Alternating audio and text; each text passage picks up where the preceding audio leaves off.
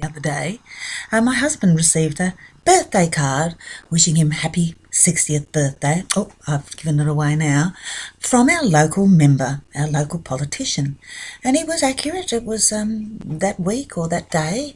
And wished him very happy returns from whatever party he was with. And yes, and I thought, yeah, they know everything, don't they? It's like they're sort of sitting at your mother's bedside when she's about to give birth, or hovering over your cradle like the Wicked Witch in Sleeping Beauty. They're just waiting for you to come out so they can jump on you and make sure when you come of age that they know about it, and they can make sure that you're ready to vote for them. They sort of start the brainwashing process, I suppose, as soon as they can, sending leaflets and all that sort of thing. As you know, we all get those, enjoying not the current long cycle of election prelims, which seems to go on forever normally, but this time it's actually is going to go on almost forever until, what are they talking about now, August or something, but it seems a long way away to be listening to them now.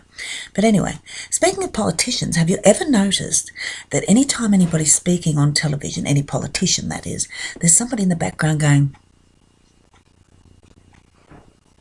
and it doesn't matter what the politician says, the person, they almost seem to be perched on their shoulder, like if you remember back in the day when we had those little noddy dogs that used to sit on the back sill of the car, and their head was sort of attached with a weight, and they just did this every time you drove anywhere or bounced over them. They look like that. They're just constantly right here going. Now, the politician himself, it doesn't matter what they're saying. They could be saying, see this idiot here, he's a real, he's a real drongo, or hasn't got half a brain, and the guy's in the background going. They will agree with absolutely anything. And they do it in Parliament as well. You can see if a certain politician's speaking from one side, there's a group of people sitting in the benches there going. Some of them, of course, are going, when I can't blame them. I mean, I have watched it myself and it is pretty bloody boring, so enough to send you to sleep. But those that are awake seem to be nodding their head all the time.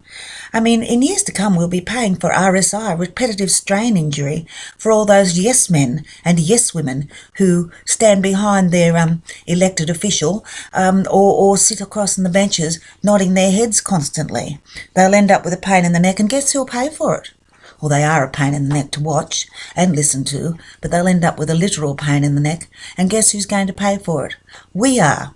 We're going to pay for their medical bills from the RSI from going like this all the time. So, yes, I just thought I'd attract attention to that one. They may as well just get one of those little noddy dogs or whatever and just put a human head on it and just stick it on their shoulder.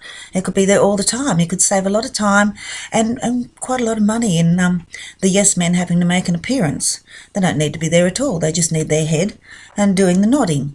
And then they'd be satisfying their usual behaviour, and they don't even have to be present.